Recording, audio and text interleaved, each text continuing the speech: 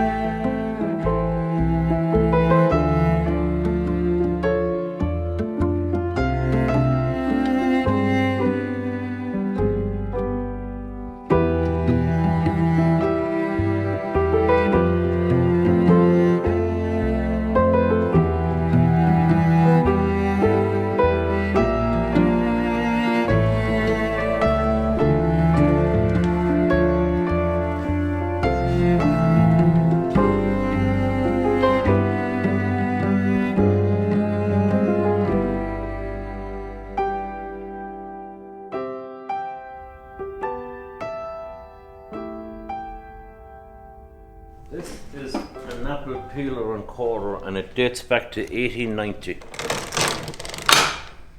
Possibly came out of one of the great houses.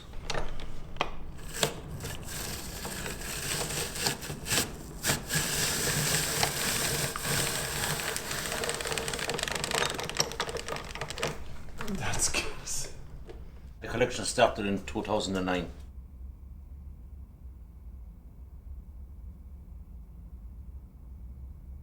It grew legs since then. And it's yours? It's all. Yeah, that's it. Yeah. And what was it that decided you to do it? Well, I have a tractor in there. You'll see it later. My dad bought it new in 1964, and I was only 9 at the time. And it was gone into very bad disrepair, like as we got bigger and bolder, we had a lot of tractors. But this tractor was always there, so my dad passed on, and I said someday I'll get it restored in his memory. So I got it restored in 2007. But I never envisaged it was going to turn into this. Like, it just became an addiction. Did it? You know. So there's a bit of everything here. Like, we farmed for years, and I was a welder as well. So we've done a lot of welding work and a bit of contract work and that kind of thing. You know.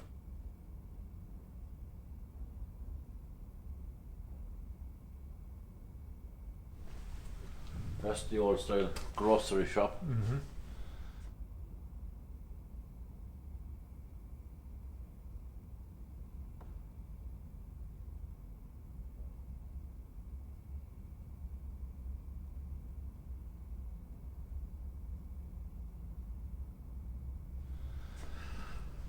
Fine array of cigarettes on display there. You can't display them anymore. That's right.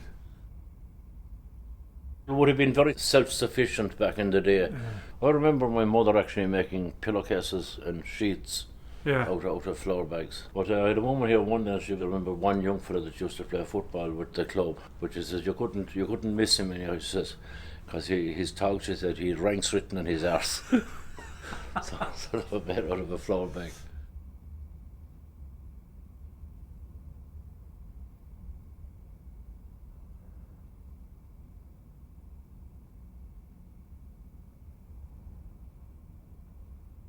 You wouldn't get far with that type of advertising today. No.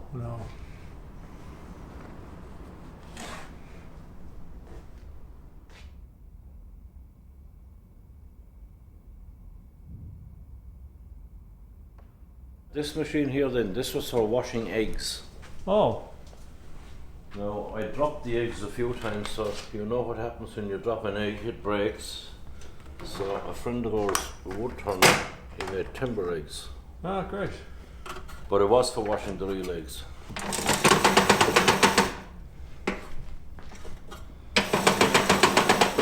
Now this would be half filled with water, so you wouldn't be taking the top off. It's spattered. Ah.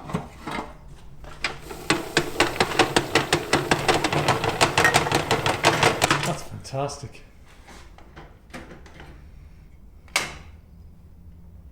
Have your own children any interest in keeping it on? One of my sons would have given a good hand here now when we were putting it together, but the three more, they'd have no interest. They'll bring their friends once in a while. They're all grown up and gone now, but they'll bring their friends and you'd think they were after putting it together the way they'd be talking about it. But absolutely no interest in it at all. When I'm gone, they'll be interested in what the stuff will make, and that'll be it, I'd say. What is? Yeah.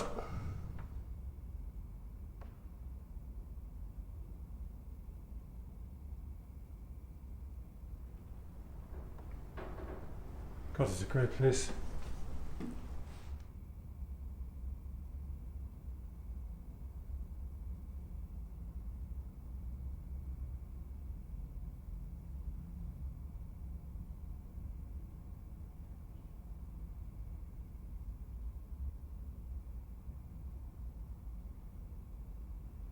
Question for you now, I must test your knowledge. Okay. Any idea what that might be for?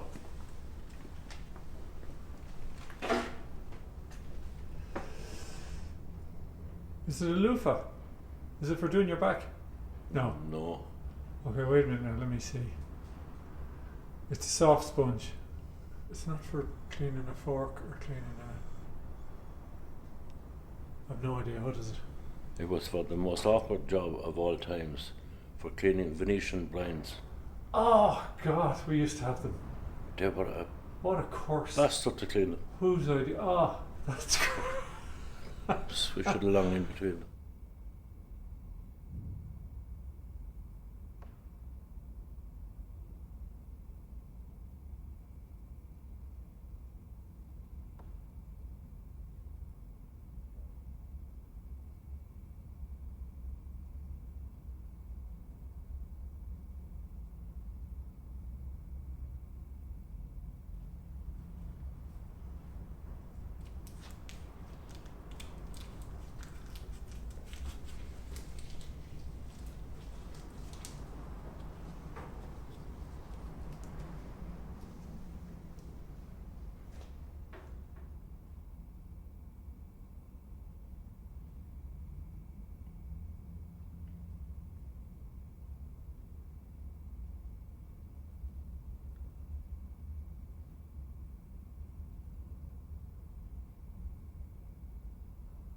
Dyson claimed about 12 or 14 years ago that he was after inventing the first cordless vacuum cleaner. right. Well, I beg to differ. Okay.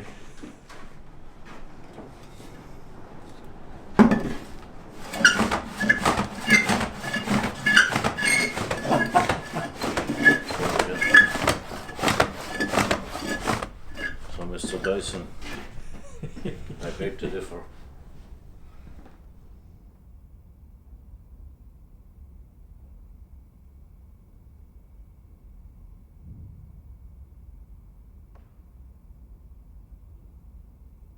The famine pot. It was sent to Lord Lucan's estate in Killala in County Mayo, and he immediately dispatched it to the workhouse in Castlebar because he didn't want any peasants dying on his land. Real nice guy altogether. But I bought it from a chap in Neffin up in Mayo, and he said that famine pot should be in the museum in Castlebar. They looked for it several times from him, but he wouldn't give it to them. And he was telling me that he had been in reform school and he was mentally, physically and sexually abused, and the state done nothing for him, so he said it was no way were they getting it like.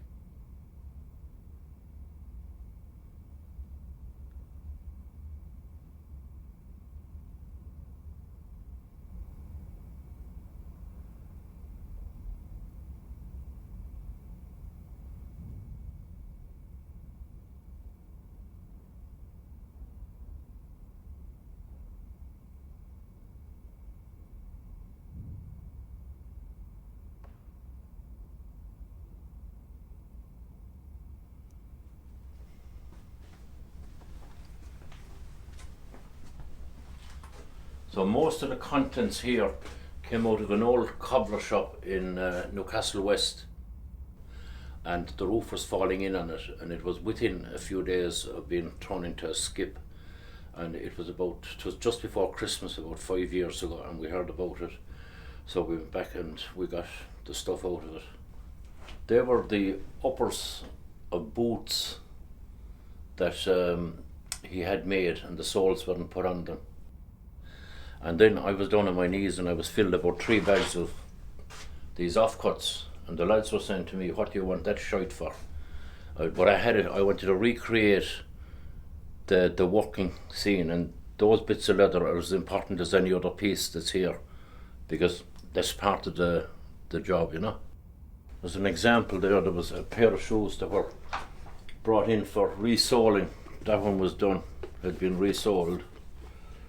And this one had been prepared, but it wasn't, the sole wasn't put on it. But it's the quality of the leather. You could make a glove out of the leather, it's so soft, like, you know.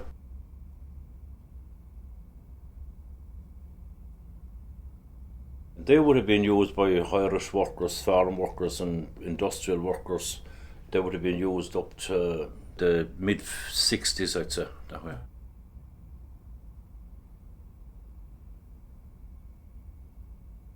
Most women, when they pick this up, they say, God, it wasn't very heavy for a child, but they don't realise it was the lucky child that had them, because most kids had to walk to school barefoot. Yeah. But I remember kids wearing those when I was going to national school. Do you? And yeah, you'd hear them before you'd see them. Clattering along. Clattering along.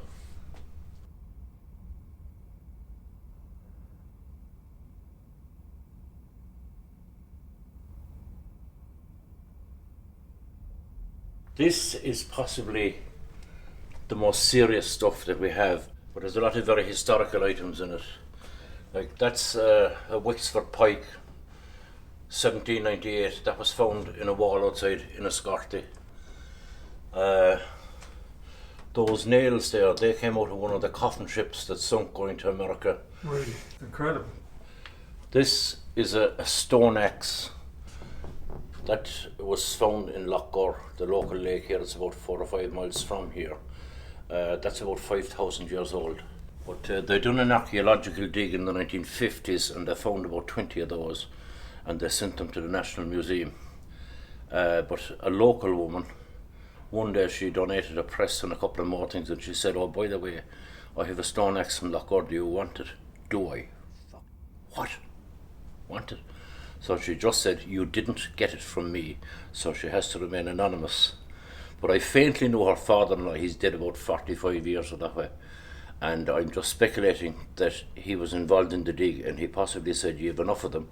So he stuck one in his pocket. That's the only conclusion I can draw. That's a piece of trench art from the First World War.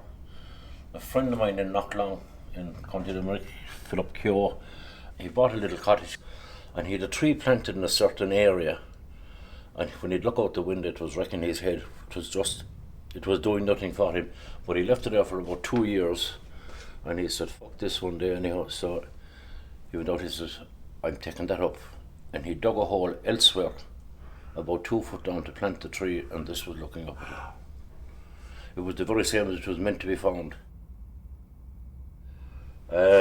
These 2 cannonballs, there was a stonemason repointing the east wall of St. John's Castle, and he found those embedded in the wall. Now they should possibly have been handed into the castle, even though they have loads of them there, but he gave them to a publican, a friend of mine, who had a pub nearby at the time, And the publican gave them to me, and he said I liquefied them for him, so he gave him a few pints for them. That there is lava from Mount Vesuvius. We were there about 5 or 6 years ago, so I brought a bit of it with me.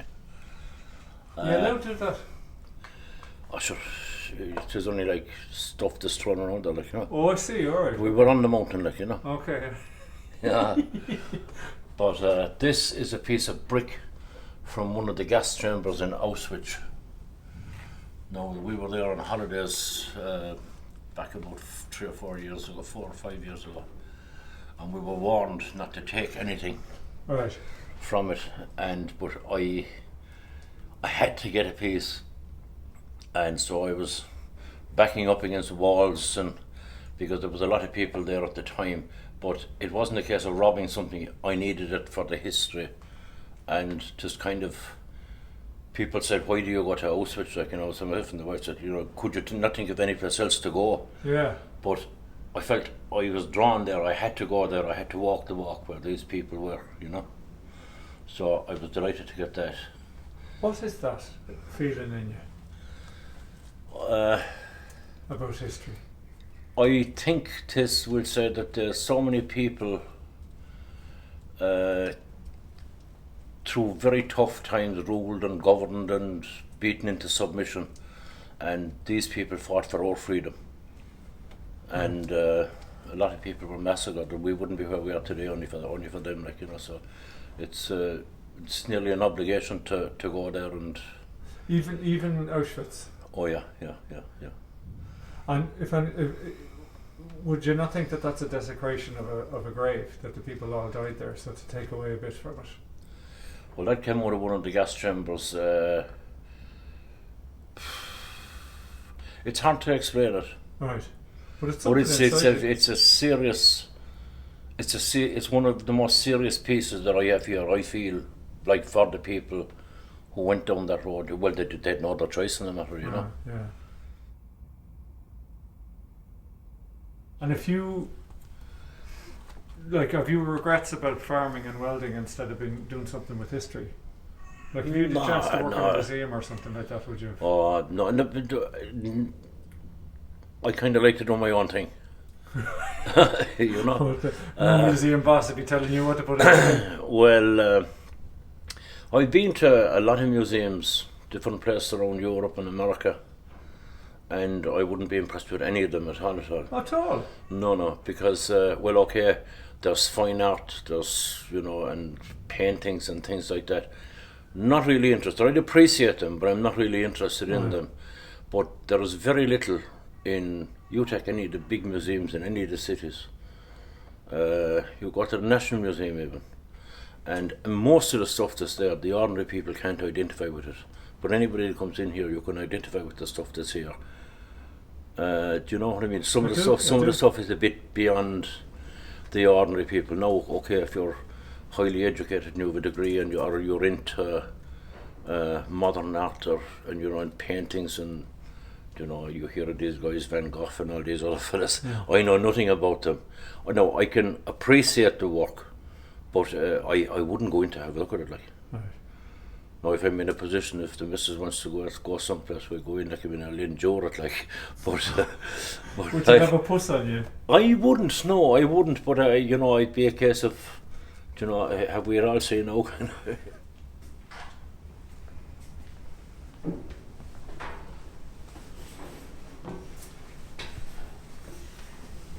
Do you like showing people around? I do, yeah. I love showing people around. Yeah. And do they ask you hard questions? Well, anything. I'd be very knowledgeable of nearly everything this year. I love finding stuff. If I get a thing at a car boat sale, I love finding stuff I know nothing about, and I find out about it then, like, you know. Just your poor wife, you could be millionaires if you weren't spending money on this thing, could you? Shit, another half. Oh, you're like the woman that buys the dress and doesn't tell her husband how much it costs, is it? Or you tell her? Yeah.